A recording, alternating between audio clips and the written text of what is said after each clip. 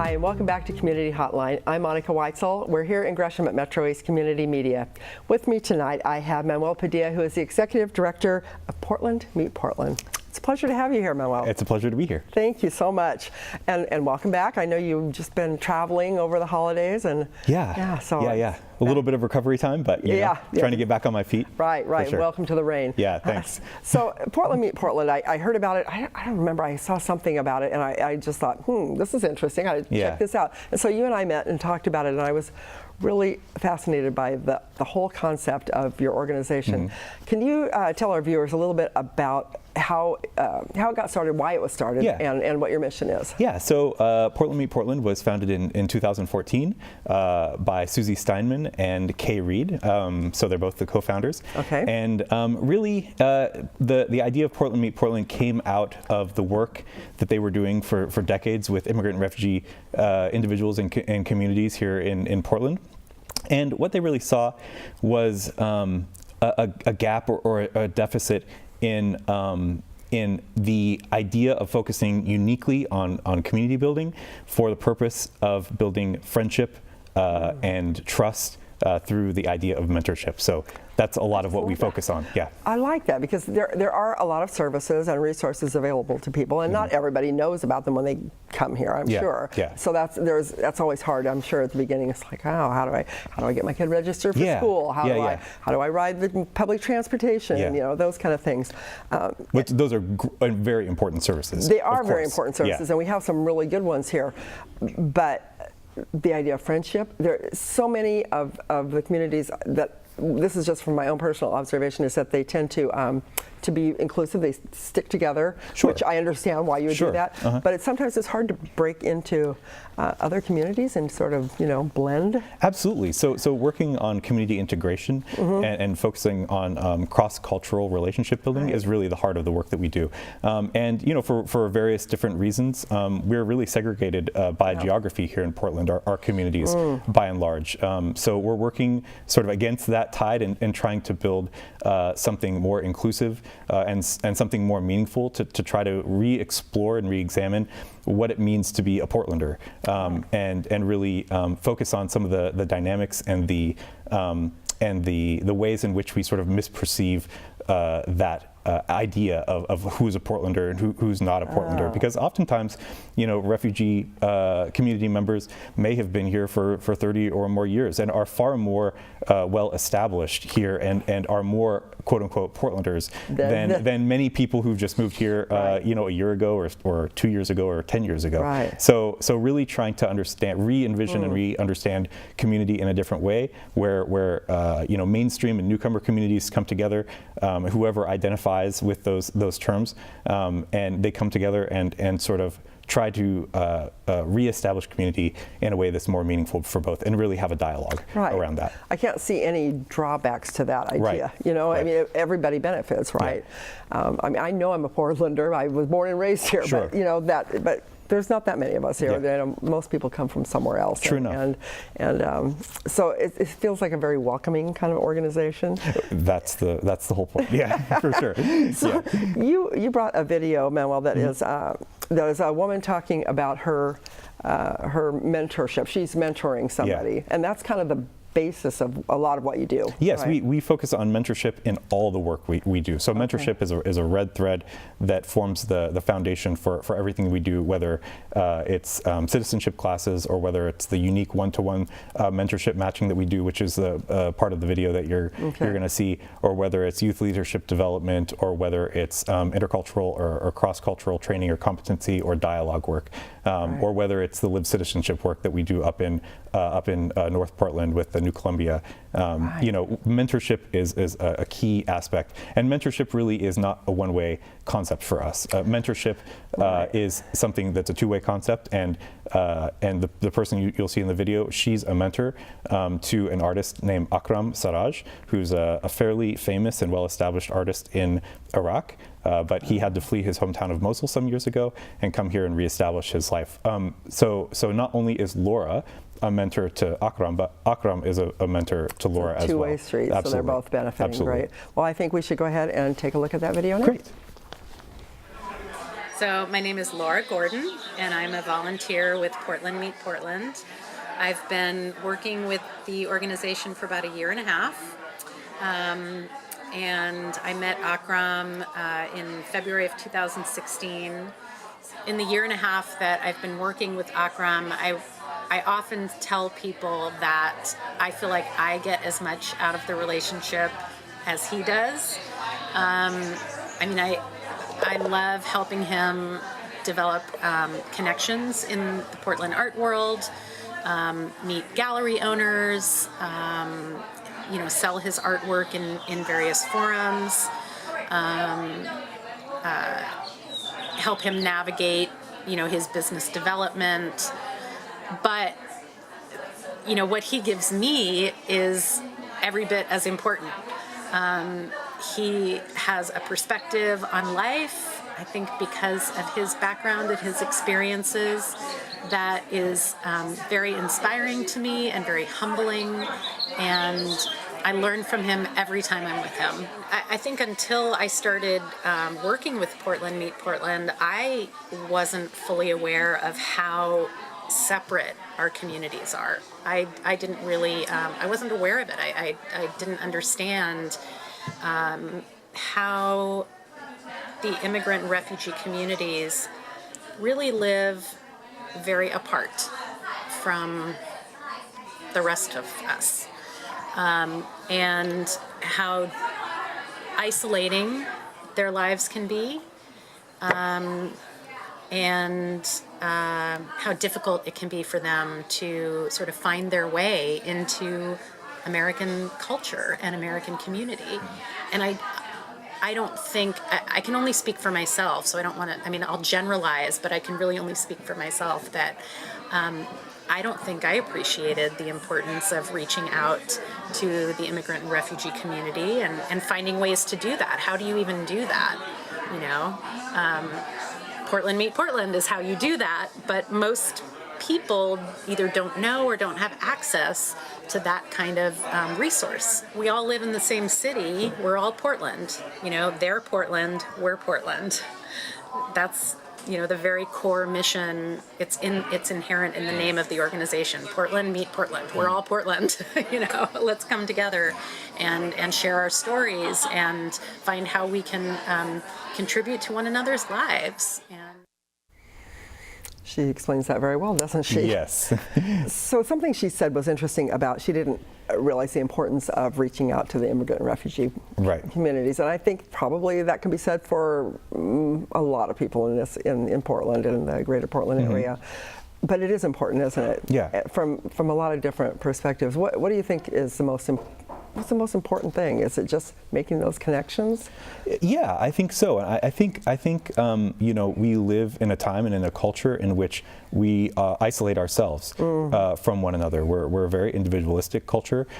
We like to have a lot of control over our environment, and getting messy by creating relationships with people who aren't like you is, I think, a moral imperative for us these days. And so, you know, I think our work really speaks to that in the kind of community building that we try to cultivate. And people are, I think, despite themselves sometimes, happier when they engage that way with other people who have identities that aren't like them. And that holds true for, you know, mainstream Portlanders, and that holds true for immigrant and refugee individuals as well. And I think we're better off together than we are apart. Very well said. Yeah. I think the hardest part is probably taking that first step. Yes, and that can be very scary for some people. And so, we provide different opportunities as an organization to kind of get your feet wet a little. So tell me about some of those. Yeah, so we have something that we call Welcoming Wednesdays that we've recently started, that has been going on for a few months now. They'll restart again in March. And it's a way for people to kind of work with some of the people that we walk with, some of the people that we accompany, in helping to do things like, explore some of the different themes that they're exploring in, for instance, citizenship class, and help them study for the exam or something like that. So you have citizenship classes? We do have citizenship classes. Okay. Yeah, that's the one really like hard social service that we provide is citizenship classes, and we work with the people who are generally the lowest English language levels, and take more time and more intensive attention to get to the point where they can take the exam. So oftentimes people are with us for a minimum of 6 months, oftentimes to a year. But because we spend so much time with people and attend to the needs that they have, the unique needs that they have, we have a 99% pass rate. Wow. Yeah. Can't do a whole lot better than that. We That's try, pretty darn good. yeah. That's pretty darn good. So the Welcoming Wednesdays, where are those held? Those are at Midland Library. At where? Midland Library. Oh, okay. Yeah. And 122nd? Yes, that's right. Just right near our office, actually. Good. Okay. So those will restart in March, and that's a way for people to kind of figure out how to be in better relationship with refugees through service. Do you do anything? Do you go into other businesses and organizations and do work there as well, or do people always come to you for? Generally, people are coming to us, but we like to partner with other organizations, especially other organizations who are the same size as us. We partner with anyone whose mission and vision aligns with ours, and organizations that we have strategic goals with. But I also find that smaller organizations are oftentimes feel alone and isolated, and so my hope is that we can kind of do a lot more work together, and really strengthen the work that we do well, and then be able to refer out work that others do better. So hopefully we can do a little bit more. I think that sounds smart. Yeah. You have something that I noted down called the Enter West presentation. Yeah. So that is a dialogue series that's going to be happening at the Hollywood Library, and I think it's on March 24th. That's right. And so 3 to 5 p.m. Yeah, and so people need to register with the library before that, and registration will open up in March. But that will be through the Everybody Reads program. That will be an opportunity for people to hear from mentors about the experiences of their refugee counterparts. Oftentimes, we work with women who are very isolated in their communities and in their homes and in their geographies. Right. And so this is an opportunity to start building more trust with the community members that we work with, and helping to sort of lay the groundwork for people to be able to feel more comfortable and build trust in allowing them to be able to take advantage of opportunities to tell their own stories. Right. So this is sort of a first step in that. That's important work, and building trust. That's a big deal. Definitely, and we definitely don't want to be mining the stories of people. Extracting the resources from these communities is something that we often make the mistake of doing. So what we really need to be doing is stepping aside and building the kind of trust that allows people to have confidence in being able to partner with us and tell the stories from their own perspective and in their own time. Well, a lot of them are coming from situations that were definitely not ones that built trust. Absolutely. They have reason to be afraid or to be distrustful. Right. So part of that work that we do, we have a project called Live Citizenship up in New Columbia, and stories from our village. Yeah. So this is a sort of culmination of storytelling and oral history project that Kay Reed, the co-founder, does with youth up in New Columbia. And so she teaches them techniques in oral history and storytelling. And then over the course of a year, she lines up interviews with different community members in New Columbia. And at the end, those interviews and those people are profiled in a little sort of zine or a booklet that we produce. And there's a night of sort of presenting these stories up in New Columbia. And this has happened 3 or 4 years. So will they be doing that again this year? Yeah. So I sort of towards the end of this year, another booklet will be produced from all the work that's been done over the course of the last year, a year and a half. So, so we're looking to expand the work, the oral history and storytelling work that we do, and hopefully offer some classes for people to be able to take in those techniques. And Kay is an expert at this. I would love to. We're looking forward to her being able to offer those skills out. That sounds great. Before I let you go, tell me a little bit of, if somebody's interested in volunteering, either becoming a mentor or some other way, what do they need to do, and how much of a time commitment is involved? So, go to the website and first fill out one of the preliminary forms of I want to be a mentor, and sort of that gets you into the system, and then we follow up further with another sort of more in-depth form to fill out. And there's several different ways people can become involved. They can teach, volunteer to teach a citizenship class, which is more time, or they can come to a Welcoming Wednesday to kind of get the feel for things first. And that's more of an introductory sort of platform for people to be able to partake in. And that's just like a couple hours during an evening. Or, people can also become a mentor, a one-on-one mentor to somebody. And that would require them to go more through our volunteer orientation and training that's happening, one of which is happening on January 31st at the Midland Library as well. And we're actually out of time. Great. I'm gonna cut you off here, Manuel, but I appreciate it. If people are interested, have them go to the website. We'll put the address on the screen so people can find out more if they want to donate, if they want to volunteer, mentor, or become a community partner. Check it out. Absolutely, absolutely. Thank you so much. You bet. Thanks for watching this segment of Community Hotline. I hope you enjoyed it like I did, and do stick around. We'll be right back. I was getting to wrap it up.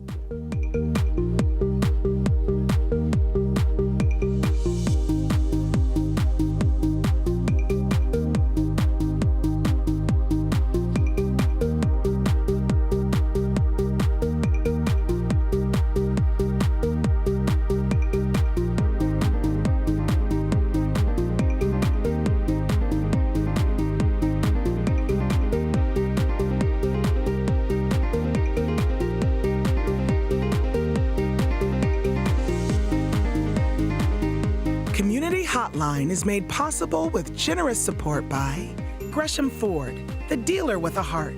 The Contribute to the Community program provides the opportunity for the Gresham Ford team to make a positive impact, serving their customers and helping people across the community. The Outlook, serving the residents of East Multnomah County for more than 100 years. The region's #1 source for information, The Outlook provides readers with intensely local coverage of the issues and people that impact our lives and community. The Mountain Hood Cable Regulatory Commission, advocating on behalf of the public interest on communications policy issues at the local, state, and federal levels. And by Stamp Connection. MetroEast values the support of our partners in the community, and we'd like to give a very special thanks to the sponsors who help make our programming possible.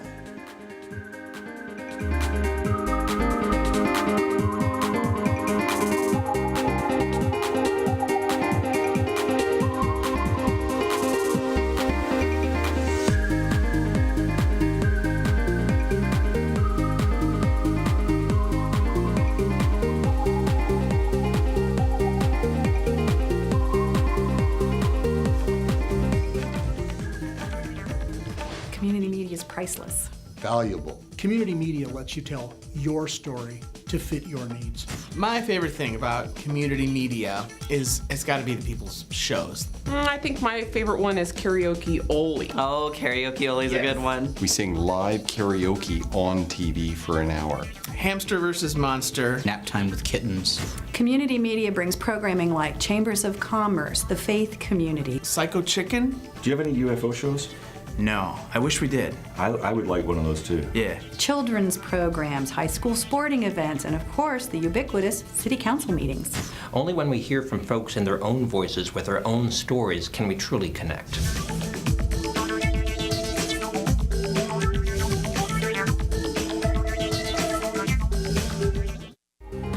Hi, I'm Alonzo. Hi, I'm Kimberly.